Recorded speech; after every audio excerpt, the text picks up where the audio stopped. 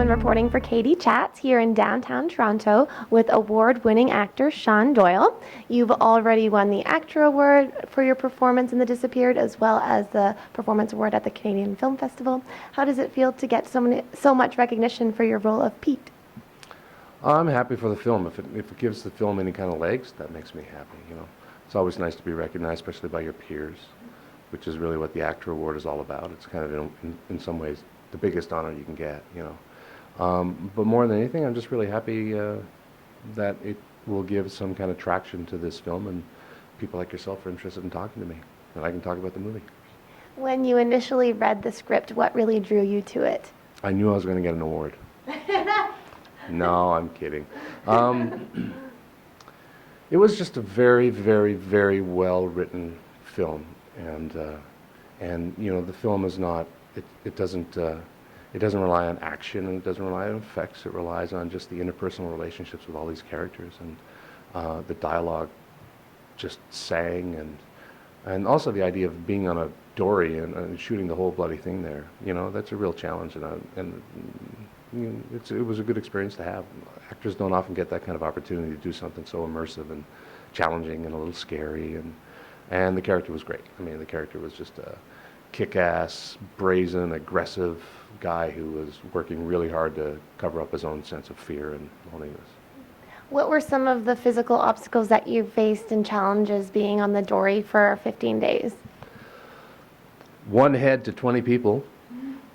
For those of you who don't know what a head is, that's a toilet, one bathroom. Oh. Yeah, you know, we were on the dories all day, and then we would go back for our little lunch on a boat called the Islander, which is a 40-foot boat, just enough room for you to find a place to sit, and like I said, one toilet. And so those kind of close quarters and cohabitation was a little challenging, you know. Being in a boat all day, there's always the challenge of seasickness, whether it's just gently rolling water or really, really rough. That kind of perpetual motion can really make you sick. And if you're seasick, it's not just a matter of getting a little queasy and throwing up, and you're becoming incapacitated. You can't even think straight. You know, it's just a whole other brand of sickness.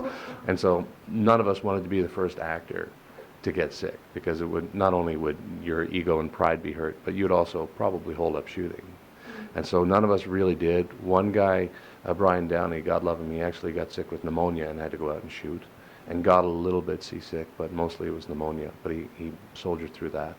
And then another actor almost got seasick in one day when we were out, and the waves must have been, well, not waves, but swells must have been 15, 20 feet high. So basically you're in the dory, and you're looking at the boat, the Islander, which is a big 40-foot boat, and you just see it go beneath the ocean and then rise above the ocean. I mean, that's what it's like. And so, you know, so every day our challenge was to use whatever techniques or drugs or whatever we could not to get sick. Were you ever in fear of being unsafe during the production? No. First of all, we had an incredible marine crew.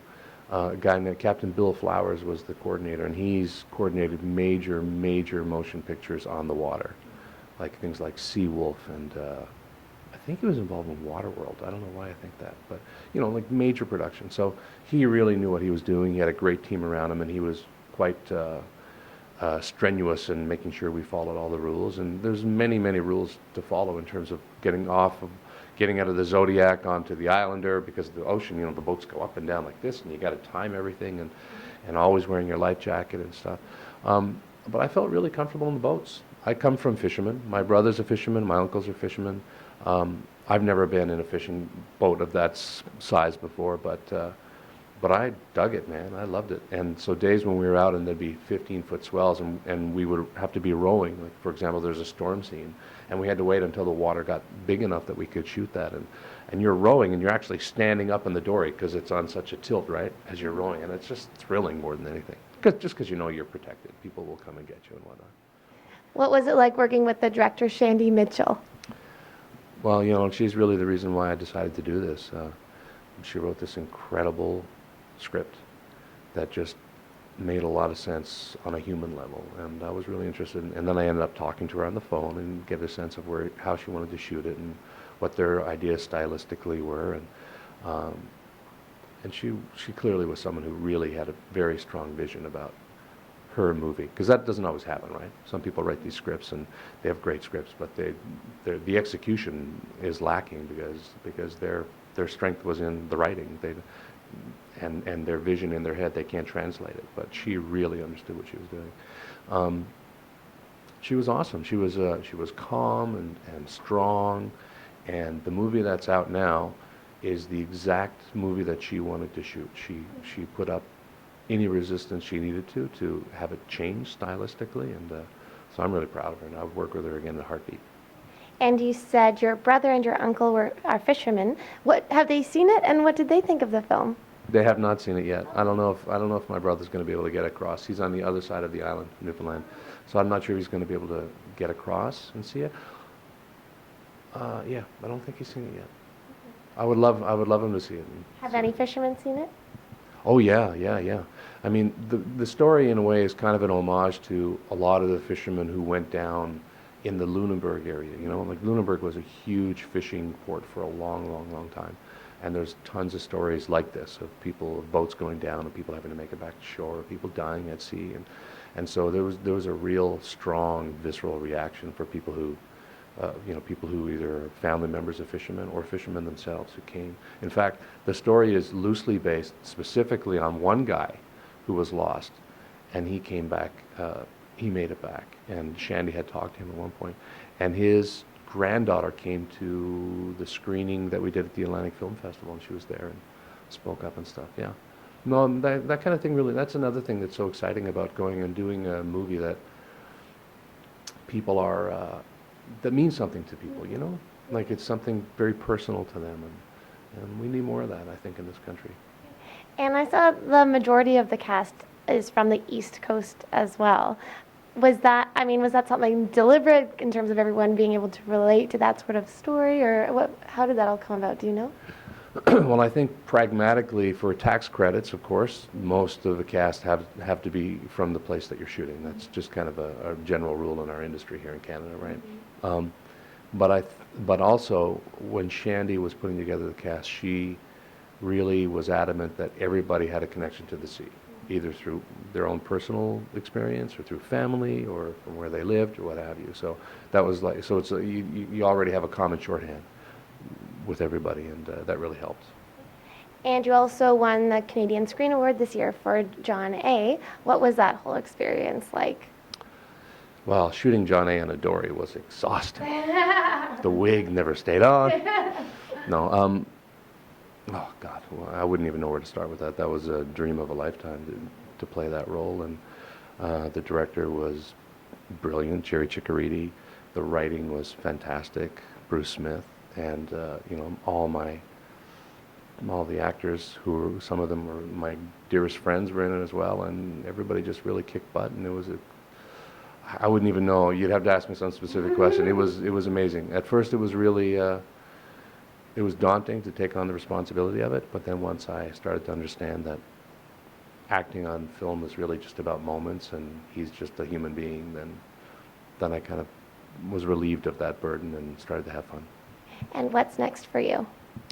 Well, I'm on the rest of the season of Vegas for CBS, and I play a great character, Patrick Byrne, who comes in to try to shut down the mob and ends up going toe-to-toe with some really great actors, Dennis Quaid and Michael Chiklis, and kind of flirts a little bit with Carrie Ann Moss, which is always nice.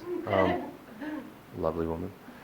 I'm about to potentially start a new movie. I'm in negotiations right now, so I can't really say what it is. I'm trying to get some work, And where's the best place to find out more information on The Disappeared and its openings on the East Coast coming up shortly? That's a good question. I think on Facebook you can go to Disappeared the Film. I think that might be the best, yeah. Perfect, great. Thank you so much, Shawn. Congratulations, and best of luck with the film and all of your upcoming projects as well. Thank you so much. I'm Katie Ullman reporting for Katie Chats here in downtown Toronto.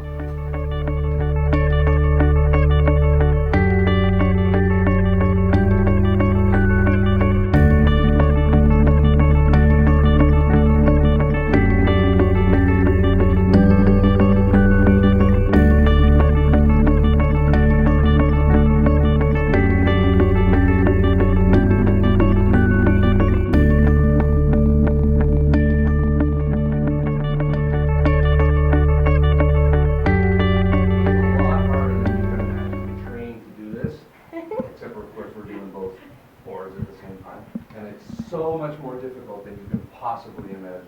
Wow. Our anchors we'll sail, row, and our sails we will set. Hurrah, fare thee well, hurrah, fare thee well. Our friends we are leaving, we'll leave with regret. Hurrah, my boys, we're homeward bound. All right, that's about as embarrassing.